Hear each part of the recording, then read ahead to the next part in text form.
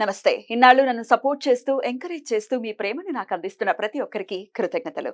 అలాగే ఈ వీడియో కూడా ఖచ్చితంగా మీకు ఉపయోగపడుతుంది. లైక్, షేర్ అండ్ సబ్స్క్రైబ్ చేసి మీ సపోర్ట్‌ని నాకు అందించండి. అలాగే ఈ వీడియో పట్ల మీకున్న అభిప్రాయాన్ని కామెంట్ సెక్షన్‌లో కామెంట్ చేసి తెలియజేయండి. ఇప్పుడు వీడియోని చూద్దాం.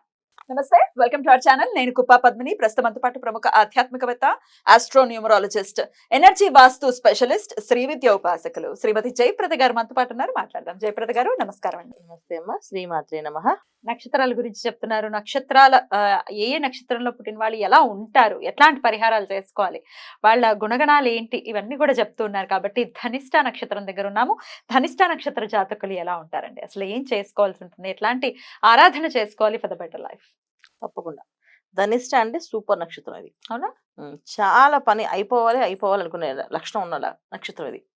ధనిష్ట నక్షత్రంలో అమ్మాయిలైనా అబ్బాయిలైనా బాగా చదువుతారు. మెయిన్ చదువు ఉంటే అన్నీ వస్తాయి. వీళ్ళు బుద్ధిగా చదువుతారు, అందువల్ల అన్నీ వస్తాయి. సో ధనిష్ట నక్షత్రం మకర రాశిలో ఉన్న 2 పాదాలు మకర రాశిలో ఉంటాయి, 2 పాదాలు కుంభంలో ఉంటాయి.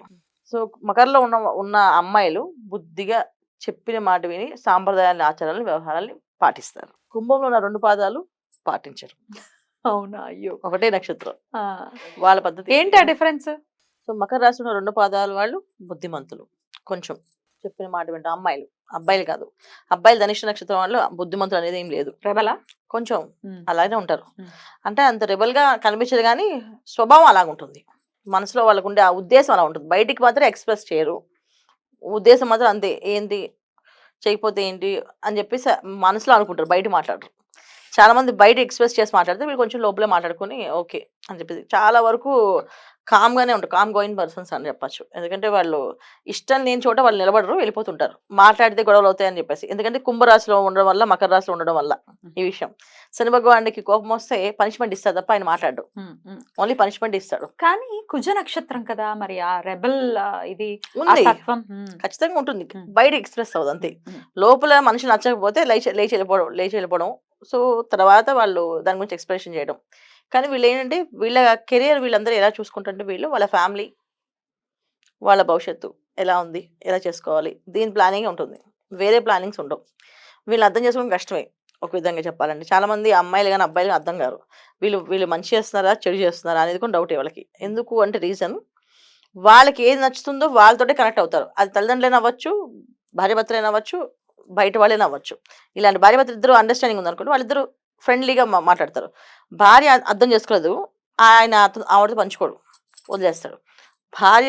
భార్యకి భర్త అర్థం కాలేదు, వదిలేస్తాడు. అంటే వదిలేయడం అంటే విడిపోవడం కాదు, షేర్ చేసుకోవడం, పంచుకోవడం, మాట్లాడుకోవడం, కష్టసుఖాలు చెప్పుకోవడం ఉండదు.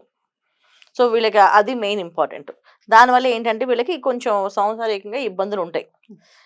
అన్నిట్లో సక్సెస్ అయితే వాళ్ళ అదృష్టవంతులే కదా, అలా అవ్వదు. ఈ నక్షత్రంలో ఎక్కువ ఫ్యామిలీ ప్రాబ్లమ్స్ ఎక్కువగా ఉంటాయి. అంటే భార్య భర్తలు అర్థం చేసుకోకపోవడం, కొంతమందికి 2-3 వివాహాలు అవ్వడం, ఇవి ఈ నక్షత్రం వాళ్ళకి, ధనిష్ట నక్షత్రం వాళ్ళకి మాత్రం ఉంటుంది.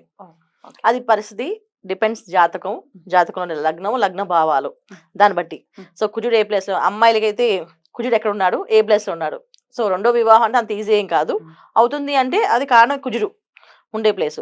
అబ్బాయి అంటే శుక్రుడు ఎక్కడున్నాడు, శుక్రుడు ప్లేస్ బట్టి అబ్బాయి జరుగుతుంది. సో ఈ 2 ప్లేస్ మనం ఎప్పుడు చూసుకుంటేనే బాగుంటుంది అలా అనమాట. మామూలుగా అయితే ధనిష్ట నక్షత్ర లక్షణాల ప్రకారం అయితే ఏంటంటే వీళ్ళకి ద్వితీయ వివాహం ఉంటుంది అనేది ఉంది ఒకటి. 2 వీళ్ళు మాట ఎవరు చెప్పినా వినరు, వాళ్ళు నచ్చింది వాళ్ళు చేస్తారు. ఫైనల్గా మనం చెప్పేదాన్ని విన్నట్టు వింటారు కానీ చెయ్యరు, వాళ్ళకి అనుకూలంగా చేస్తారు. ఇది వీళ్ళకి ఎక్కువగా. చదువు అంటే బాగా ఇంట్రెస్ట్, చాలా విషయాలు మీద బాగా అనాలిసిస్ చేస్తారు. ఎక్కువ సాఫ్ట్వేర్ రంగాల్లో వీళ్ళు రాణిస్తారు. సాఫ్ట్వేర్ ఉద్యోగాలు చేయొచ్చు. ఎక్కువ సాఫ్ట్వేర్ లోని, దాంట్లో యాప్స్ కనుక్కోవడంలోని, కొత్త క్రియేటివిటీ చేయడంలోని వాటిలో వీళ్ళు సిద్ధహస్తులు. చాలా చిన్న విషయానికి వాళ్ళు కాంప్రమైజ్ అవ్వరు. పెద్ద విషయంలో వాళ్ళకి ఏ విషయమైనా బాగుంది, అది అక్కడ బాగా రిజల్ట్ ఉంటుందంటే వెళ్తారు. జనరల్ గా ఏంటంటే చాలా మంది ఏంటంటే ఇక్కడ ₹1 తక్కువ వస్తుంది, అక్కడ ₹1 ఎక్కువ వస్తుంది, మారిపోవడం అలాంటివి ఏమి ఉండవు వీళ్ళకి. ఒక దగ్గరే ఉంటారు, పర్ఫెక్ట్ గా రావాలి, అమౌంట్ వాళ్ళకి అనుకూలంగా రావాలి. అది సో సంపాదించడంలో ఫస్ట్ ముందు సంపాదన, తర్వాత ఫ్యామిలీ, ఆ తర్వాత మిగతా విషయాలు. వీళ్ళు అలా చూసుకునే లక్షణాలు ఎక్కువగా ఉంటాయి ఈ ధనిష్ట నక్షత్రం వాళ్ళు. ఆరోగ్యం ఎలా ఉంటుందండి? ఆరోగ్యం సమస్యలు ఉంటాయి, ఎందుకంటే వీళ్ళు టైం టు టైం తినరు. 1, 2 తింటే హెవీగా తింటారు, కొంతమంది అసలు తినరు. ఇన్రెగ్యులర్గా తింటుంటారు. దానివల్ల ఆరోగ్య సమస్యలు కొంచెం ఉంటాయి. ఎలాంటి సమస్యలు ఉంటాయి అంటే గ్యాస్ట్రిక్ సంబంధించిన ఇబ్బందులు, బ్యాక్ పెయిన్ సంబంధించిన ప్రాబ్లమ్స్, కాళ్ళకు కాళ్ళ దగ్గర నుంచి వెయిన్స్ లాగేస్తుంటాయి చాలా మందికి, అదొక సమస్య వీళ్ళకి. తర్వాత ఒక్కోసారి కొంతమందికి థ్రోట్ ఇన్ఫెక్షన్ వస్తుంది, అది వస్తే తగ్గదు, చాలా ఇబ్బంది పడుతుంది.